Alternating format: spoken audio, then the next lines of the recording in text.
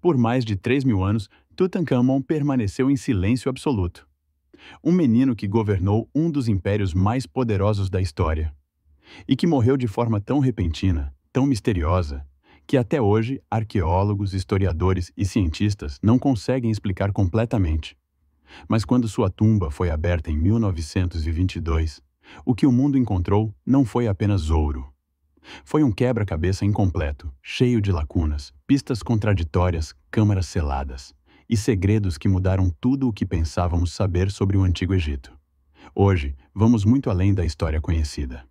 Vamos explorar fatos que a maioria dos canais não menciona, descobertas que foram escondidas por décadas e mistérios que ainda estão em aberto, porque o próprio Egito se recusa a permitir respostas.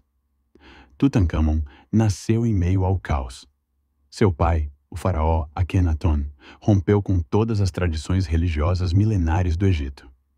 Ele fechou templos, perseguiu sacerdotes, aboliu divindades antigas e ergueu uma nova capital em Amarna.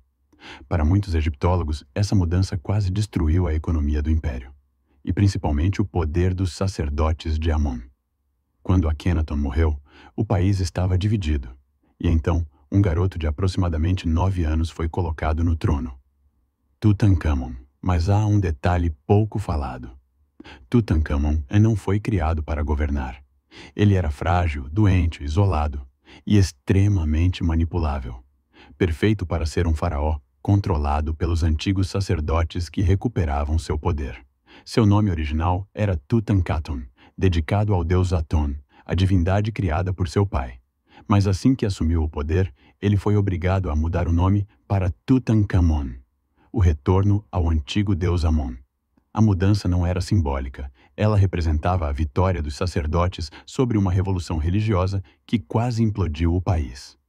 E é exatamente nesse contexto que surge um dos mistérios mais ocultos da antiguidade: a linhagem de Tutankhamon. Por muito tempo, acreditou-se que Nefertiti fosse sua mãe. Mas isso não é verdade. Exames de DNA revelaram que Tutankhamon é fruto de um relacionamento incestuoso. Seu pai, Akhenaton, se relacionou com a própria irmã biológica, cujo nome ainda é desconhecido. Essa união explica por que Tutankhamon nasceu com tantas deformidades físicas: pé torto, problemas ósseos, imunidade frágil, infecções graves. Mas há algo ainda mais chocante. Estudos recentes da Universidade do Cairo indicam que Tutankhamon pode ter sofrido uma doença rara no sangue, semelhante à anemia falciforme moderna, capaz de causar dores intensas e desmaios. Isso, somado à malária crônica, torna sua vida praticamente uma sequência de sofrimento. Apesar disso, o faraó menino foi casado. Sua esposa era Ankhesenamun, sua meia-irmã. Documentos encontrados em escavações mostram que eles tiveram 2 filhas, ambas natimortas. Os corpos desses bebês mumificados foram encontrados dentro da própria tumba de Tutankhamon, guardados em caixões minúsculos. Um detalhe que muitos documentários evitam comentar. Então chegamos ao momento mais obscuro: a morte.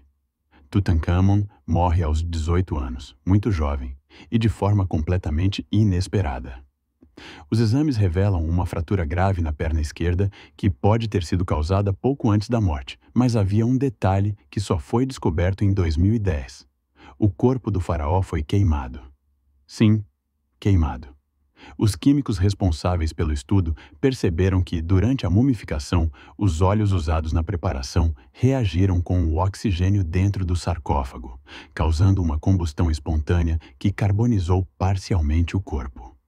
Isso explica por que a pele parece escurecida e por que partes do corpo estão danificadas. Por décadas, achou-se que esses danos eram de saqueadores, mas não. Foi um acidente durante a mumificação. Mas existe um ponto ainda mais estranho. A múmia apresenta ferimentos que não estão completamente explicados. A caixa torácica superior esquerda está faltando. Costelas desapareceram. E o coração, um dos órgãos mais sagrados para os egípcios, não está lá. Nenhum texto antigo, nenhum registro moderno e nenhuma explicação arqueológica definitiva esclarece por que o coração foi removido. No Egito Antigo, isso era extremamente incomum. O coração era o símbolo da alma. A ausência dele é um dos maiores mistérios da múmia. Agora vamos avançar para 1922. Howard Carter encontra a tumba após anos de buscas. Mas o que quase ninguém sabe é que Carter pressionou a porta da tumba antes de comunicar oficialmente ao governo egípcio. Documentos descobertos décadas depois mostram que ele entrou na tumba, secretamente, remexeu objetos e levou peças para Inglaterra.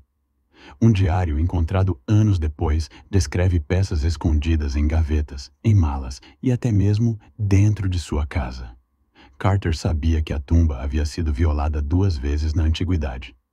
Mas existe uma teoria ainda mais intrigante, que ele encontrou coisas que preferiu nunca divulgar, principalmente relacionadas às câmaras laterais que ele não conseguiu abrir.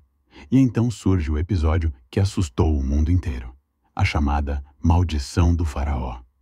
Logo após a abertura oficial da tumba, Lord Carnarvon, o financiador da expedição, morre repentinamente por uma infecção misteriosa. E no exato momento da morte, todas as luzes do Cairo se apagam, sem explicação. As manchetes de jornais dominam o mundo. E outros 11 membros da equipe morrem nos anos seguintes. Muitas mortes incomuns, algumas sem causa estabelecida. A ciência descarta a maldição, mas a estatística chama a atenção. Cientistas da Universidade de Dresden analisaram as múmias do Vale dos Reis e encontraram fungos tóxicos, capazes de causar infecções potencialmente fatais. Mas isso ainda não explica todas as mortes e, principalmente, não explica as coincidências envolvendo datas e circunstâncias. E agora chegamos ao ponto mais sensível, o mistério moderno. O que está escondido atrás das paredes da tumba? Em 2015, um especialista em tumbas reais, o arqueólogo Nicholas Reeves, analisou digitalmente a parede norte e oeste da tumba e percebeu algo que ninguém tinha notado por quase um século: linhas retas sutis, simétricas, que não combinam com a pintura. Essas linhas indicam portas seladas. Radares de penetração no solo confirmaram: há 2 câmaras secretas atrás das paredes, grandes o suficiente para abrigar uma tumba real. E a teoria é a seguinte: a tumba de Tutankhamon foi originalmente feita para outra pessoa.